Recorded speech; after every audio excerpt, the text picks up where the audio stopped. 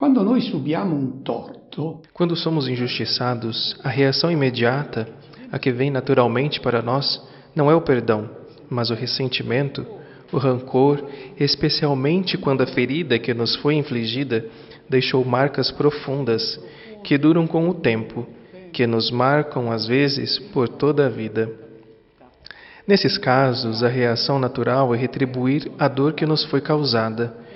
E esse instinto primitivo é o que tem causado infinitos duelos e rixas ao longo da história, marcando até mesmo as relações entre os povos. O perdão não vem espontaneamente, naturalmente.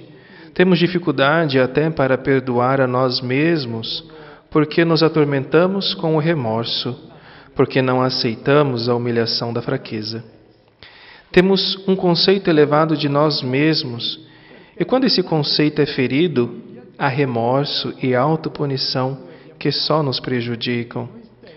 Aqueles, por outro lado, que têm um relacionamento sereno consigo mesmo, reconhecem seu erro e são até capazes de compensar a amarga experiência do pecado de forma positiva.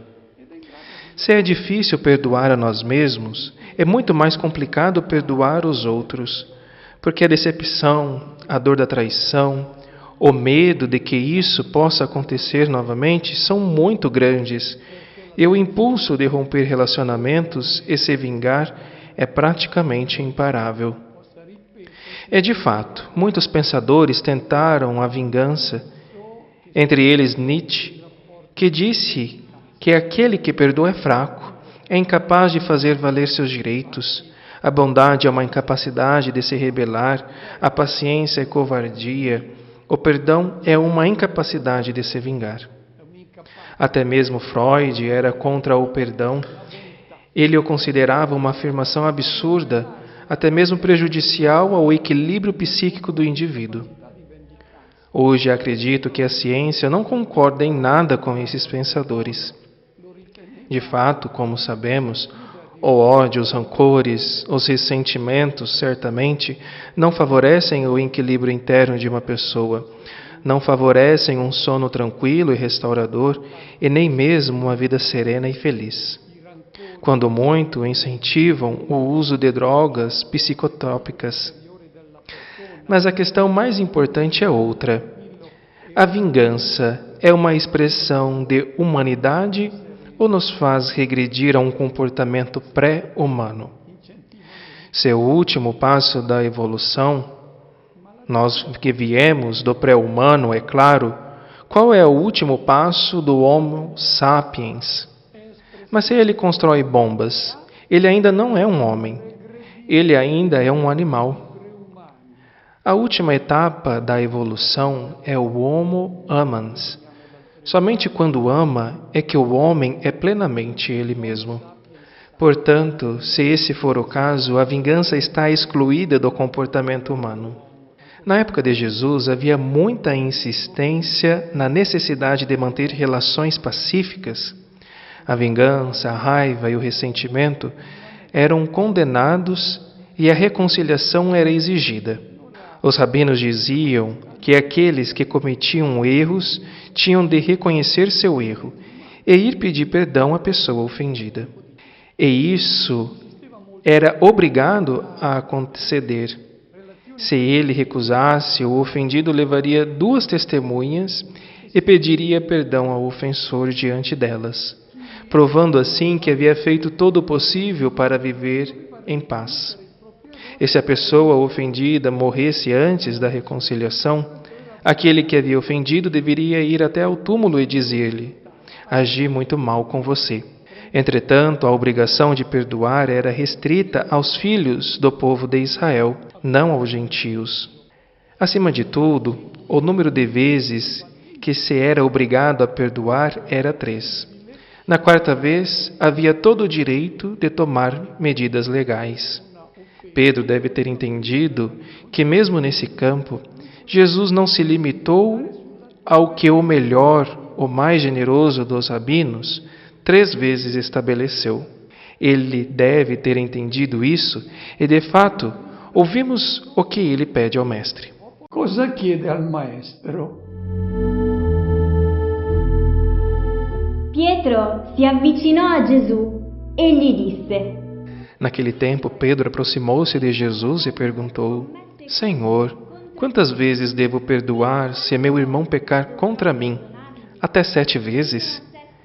Jesus respondeu: Não te digo até 7 vezes, mas até 70 vezes 7. fino a 70 volte 7. La domanda che Pietro rivolge a Gesù A pergunta de Pedro a Jesus revela que ele começou a entender que o Mestre quer ir além de todos os limites estabelecidos pelos rabinos com relação ao perdão. Além disso, ele já deve ter ouvido uma frase que Jesus disse e que nos é relatada pelo evangelista Lucas no capítulo 17. Se o seu irmão pecar 7 vezes por dia contra você, não 7 vezes no total, 7 vezes por dia contra você, e 7 vezes ele vier até você e disser: Eu me arrependo, você deve perdoá-lo.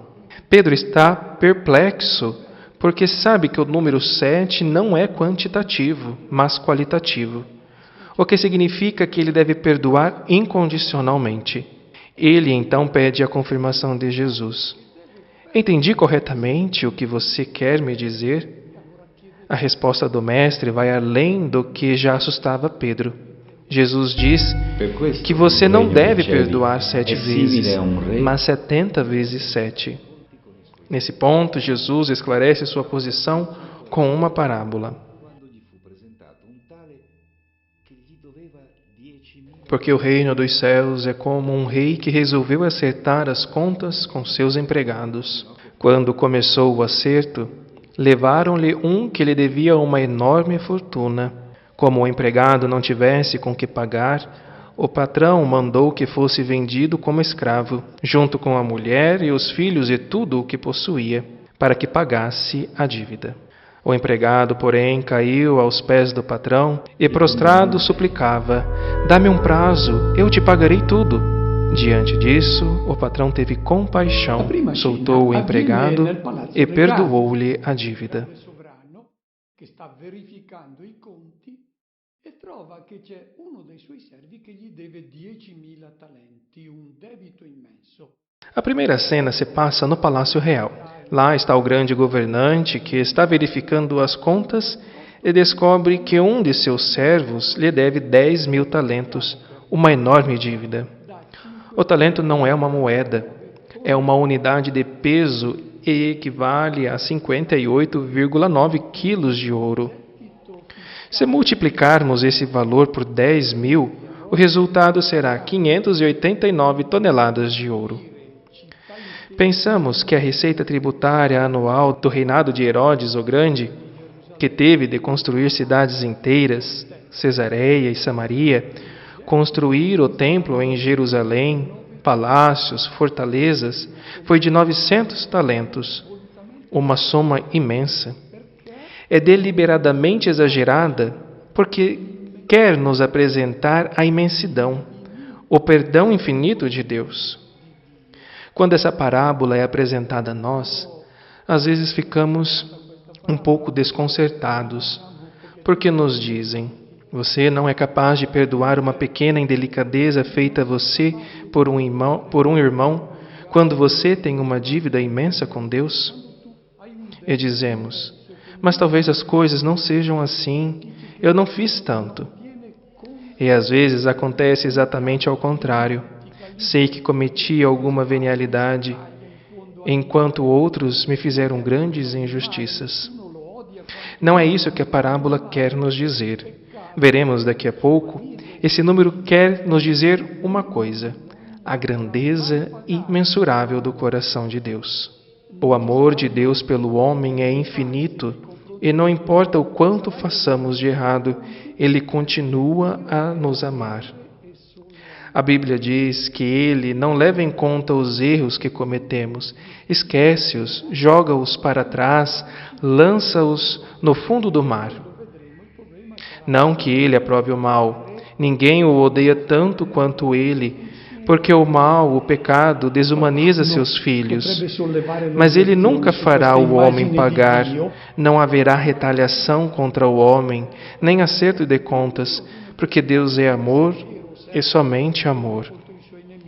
Portanto, esse número 10.000 serve para nos mostrar como Deus é, porque veremos mais adiante que o problema será sintonizar nosso coração com o dele.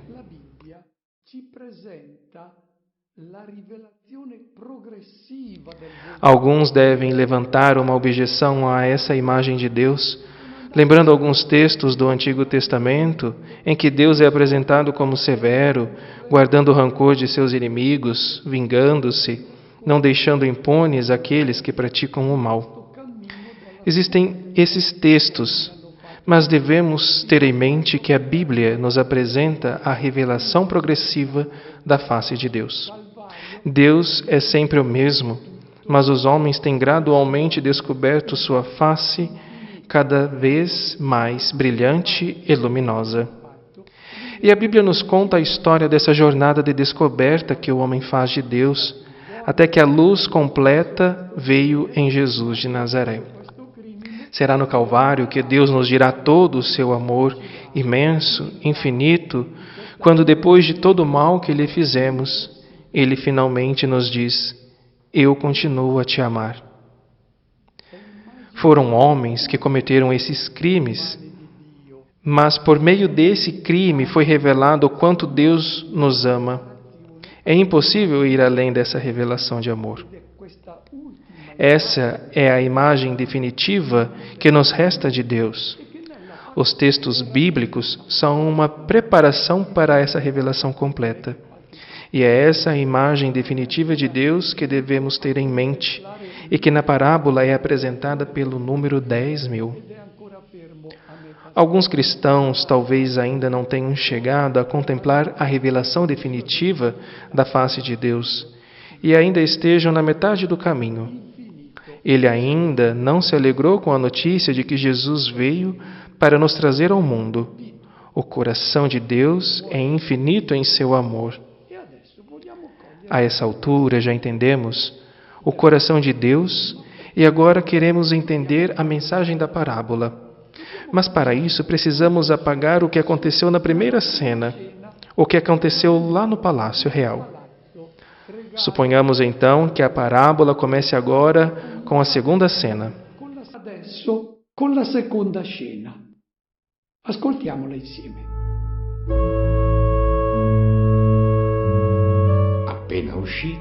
Ao sair dali, aquele empregado encontrou um de seus companheiros que lhe devia apenas 100 moedas.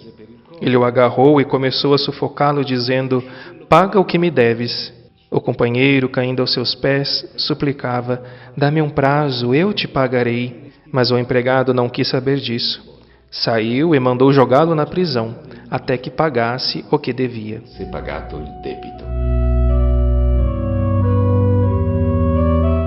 Abbiamo detto che volevamo mettere da parte per un momento.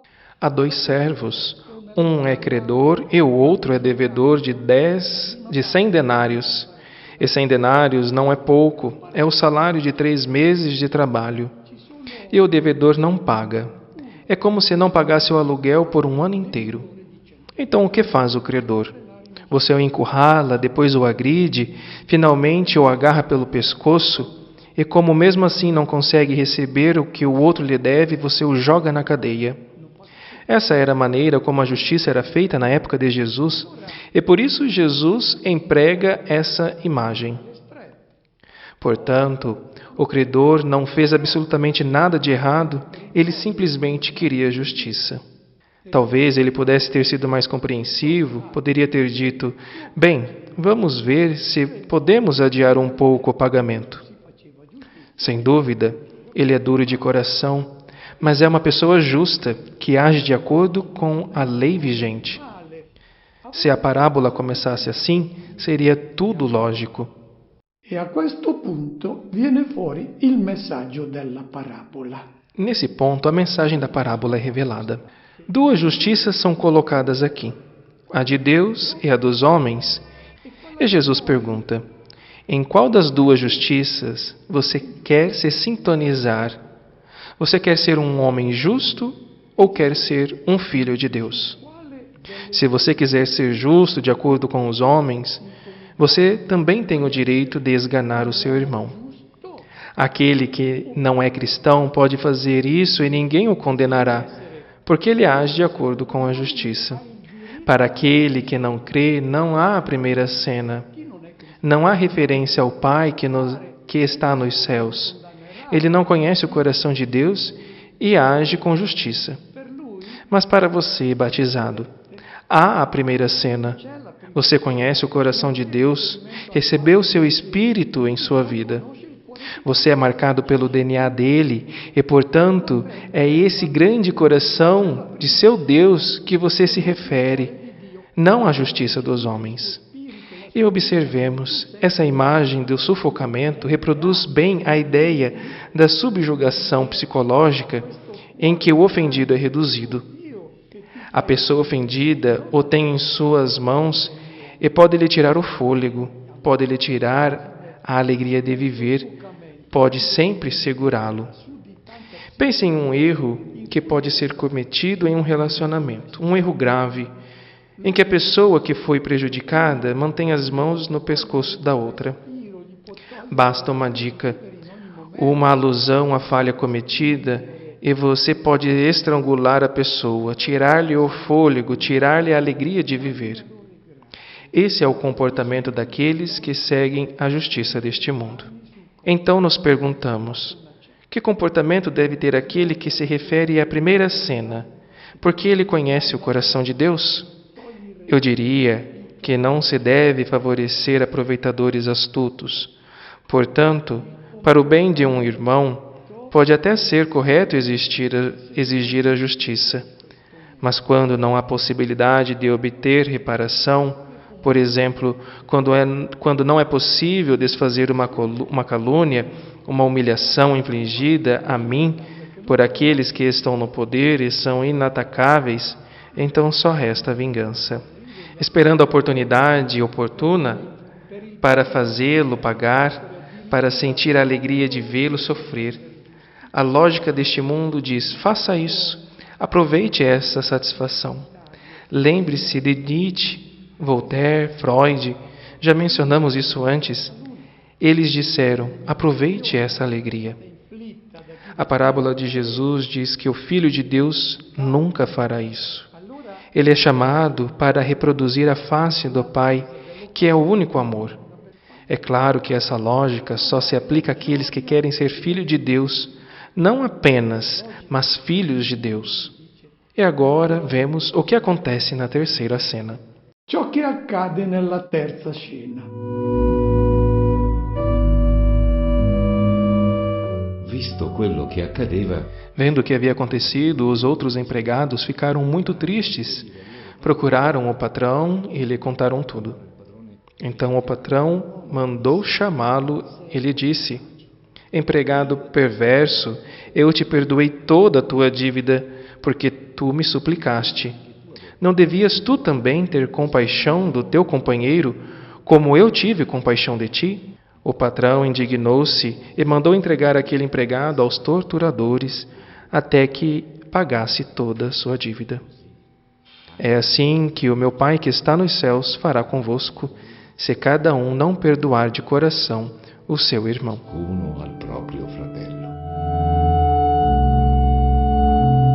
La scena conclusiva, diciamoci la verità. A cena final, sejamos francos, não nos agrada, é feia. As imagens linguísticas não são nossas, são as do mundo semita da época de Jesus. A literatura rabínica está repleta dessas imagens dramáticas, punições cruéis, correntes, espancamentos infligidos aos ímpios, e Jesus também as utiliza. Ele não podia fazer outra coisa. Se ele quisesse se fazer entender, teria de usar a linguagem de sua época. Isso certamente não significa que Deus faz essas coisas. O que ele quer nos ensinar com essa linguagem? Ele quer nos dizer apenas uma coisa, que aquele que não sabe perdoar incondicionalmente pode ser uma pessoa justa segundo os padrões deste mundo. Mas Deus não o reconhece como filho, não vê nele a sua própria semelhança. Os filhos de Deus devem ser misericordiosos, ou seja, devem ter um coração tão grande quanto do seu Pai Celestial. Devem amar incondicionalmente. Aquele que ama, diz Paulo em sua carta aos Coríntios, não leva em conta o mal recebido. Sempre encontra uma razão para entender, para desculpar aqueles que erraram. Não coloca coisas negativas na mesa. Sempre confia no próximo. Nunca perde a esperança de que pode haver uma recuperação na vida. Deus nos fez bem. Não fomos feitos para estarmos sozinhos, mas para estarmos juntos na família, na sociedade, na comunidade cristã. E estando juntos, fazemos o bem uns aos outros, mas inevitavelmente cometemos erros. Nos endividamos uns com os outros e, portanto, todos temos dívidas a cobrar. Alguns mais, outros menos. Em nossas brigas, desentendimentos, ofensas feitas e recebidas, todos nós temos a oportunidade de mostrar que nos assemelhamos ao Pai Celestial, que somos seus filhos. Que bom poder dizer a nós mesmos: não quero manter minhas mãos no pescoço do meu irmão. Renuncio à justiça dos homens, porque sou um filho de Deus. E aquele que me vê perdoar 100 denários, não pode deixar de perguntar: mas este tem um pai, e seu pai está no céu. Ele perdoa 100 denários. O Pai do céu deve ser aquele que perdoa 10.000 talentos.